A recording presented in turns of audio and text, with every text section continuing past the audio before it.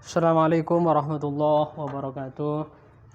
Anak-anakku sekalian yang dirahmati oleh Allah Subhanahu wa taala, alhamdulillah.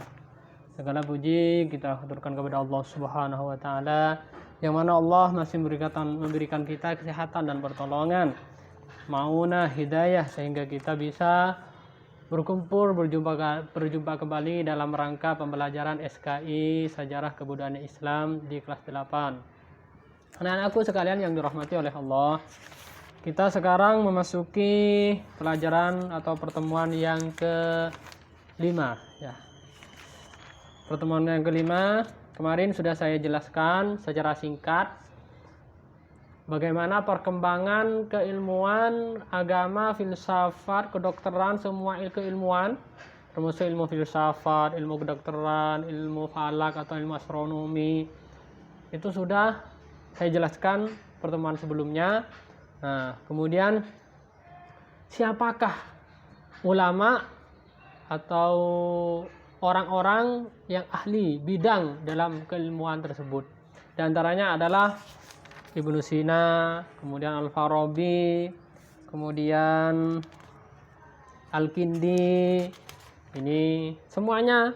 Kemudian Ibnu Majah, Ibnu Bajjah, Ibnu Taif, dan yang kemarin penjelasan terakhir adalah penjelasan tentang Imam Ghazali.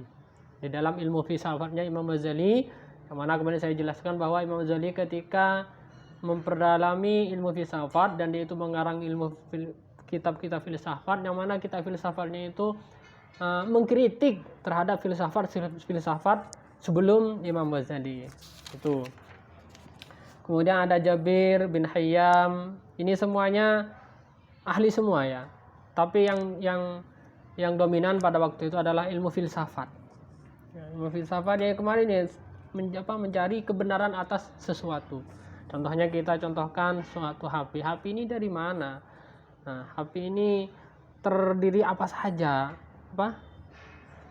Bahan-bahannya, barangnya, elektroniknya, dari mana sumbernya kok bisa hidup, itu dicari sampai ketemu ke akar-akarnya.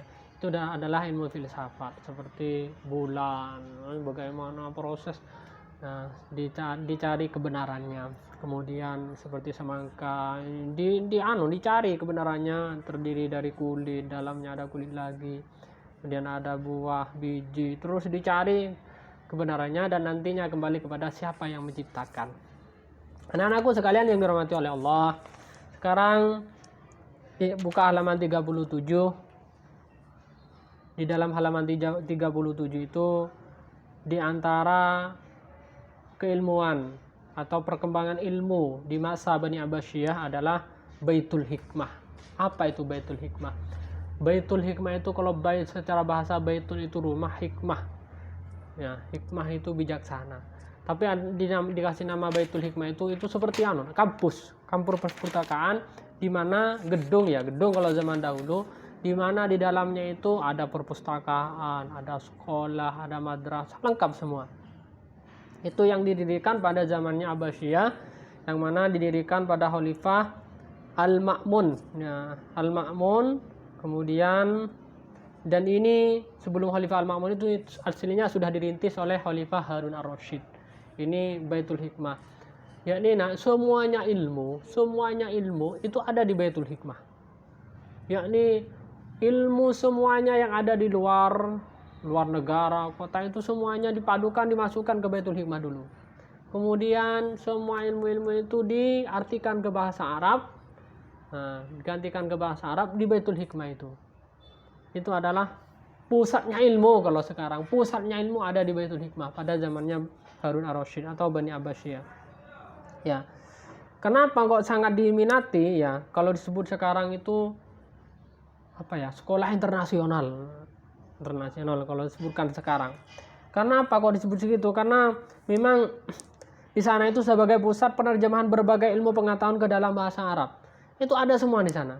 Ilmu Yunani, Romawi, lain bahasa diterjemahkan ke bahasa Arab.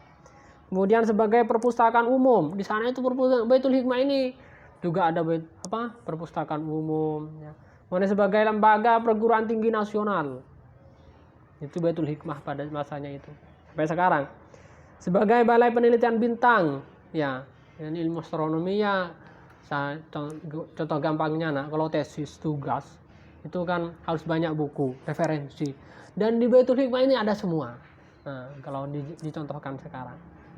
Kemudian sebagai tempat tinggal para penerjemah ya, sana itu para penerjemah ya, dari ya, orang yang ahli menerjemah dari bahasa-bahasa yang tidak sama itu diganti bahasa Arab, itu ada di sana semua.